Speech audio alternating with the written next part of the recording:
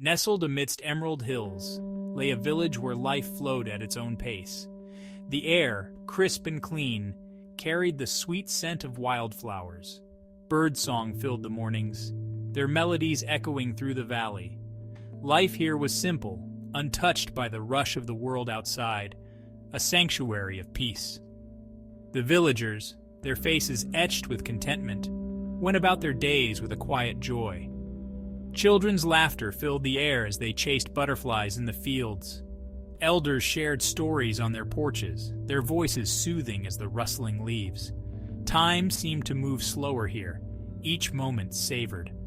The heart of the village was a marketplace, a kaleidoscope of colors and aromas. Farmers proudly displayed their harvest, their sun-kissed faces reflecting the land's bounty. Women, their hands adorned with intricate henna designs, sold handcrafted treasures. The marketplace was more than just a place of commerce. It was the soul of the village, where laughter and conversations flowed freely. Life in this idyllic village unfolded like a familiar tale. Each day a testament to the rhythm of nature, the warmth of community, and the simple joys of life. It was a place where happiness was not a pursuit, but a way of being. Under the shade of a sprawling banyan tree lived a man named Thomas, his wisdom whispered on the wind. He possessed nothing but a heart overflowing with kindness and eyes that mirrored the depth of his understanding. His days were spent in quiet contemplation, his presence a source of solace for those seeking guidance. Greeting with a warm smile. Approaching Thomas, face etched with the burden of his wealth. In a grand house overlooking the village square resided a wealthy merchant named Ethan. His coffers overflowed with gold, yet his brow was perpetually creased with worry. He chased wealth relentlessly, his heart a stranger to contentment. Ethan's days were consumed by transactions and calculations, his nights haunted by the fear of loss. One day Ethan, his heart heavy with discontent, found himself drawn to the banyan tree. He had heard whispers of Thomas's wisdom and, in a moment of desperation, decided to seek his counsel. He approached the old man, his face etched with the burden of his wealth, a stark contrast to Thomas's serene aura. Thomas greeted Ethan with a warm smile, his eyes reflecting an understanding that transcended words. Ethan, taken aback by the old man's simplicity and genuine warmth, poured out his woes. He spoke of his relentless pursuit of wealth, his inability to find happiness amidst his riches. Thomas listened patiently, his silence more comforting than any words. Rising sprightly despite his age. Come, let's walk through the village. Perhaps the answers you seek lie not in words but in observation. Intrigued, falling into step beside Thomas.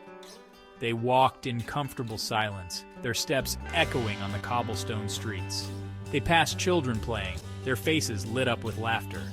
They saw a young couple sharing a stolen glance, their eyes reflecting love's tender bloom. They witnessed a farmer helping his neighbor repair a fence, their camaraderie a testament to the village's spirit.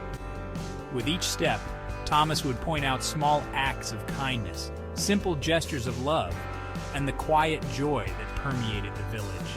He spoke of the baker who always added an extra loaf for the less fortunate, the children who shared their toys, the families who opened their homes to those in need. Look around, Ethan. Happiness is not a destination, but a byproduct of the kindness we sow. Pointing to a small flower pushing through a crack in the stone path. Like this flower that blooms in the most unexpected places, happiness flourishes where kindness is nurtured.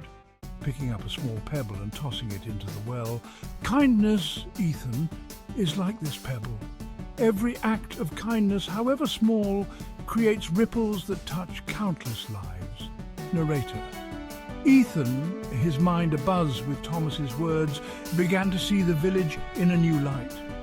He had walked these streets 1,000 times before, blind to the simple joys that unfolded around him. He had been so consumed by his pursuit of wealth that he had failed to notice the abundance of happiness that thrived in its absence.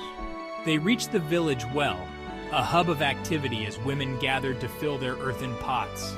Ethan watched as ripples spread across the water's surface, disturbing the stillness. He watched as the ripples reached the edge of the well, their impact extending beyond what the eye could see. He understood. Just like the ripples, kindness had the power to spread far and wide, touching lives in ways he had never imagined.